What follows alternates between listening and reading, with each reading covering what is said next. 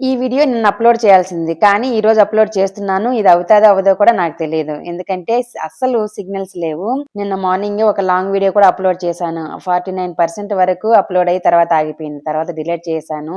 నానా తంటాలు పడ్డాను. రోడ్ అమ్మిడితో అలాగే పార్క్ దగ్గరికి వెళ్ళాను. ఎక్కడికి వెళ్ళినా కూడా అసలు సిగ్నల్స్ అందడం లేదు. ఆ వైఫై వాళ్ళకి కంప్లెయింట్ పెట్టాడు మా ఆయన. వాళ్ళు ఇంకా రాలేదు. చూడాలి. ఈరోజు వస్తే ఈ వీడియో అప్‌లోడ్ అవుతుంది. లేదంటే ఇంక ఇది కూడా లేదు.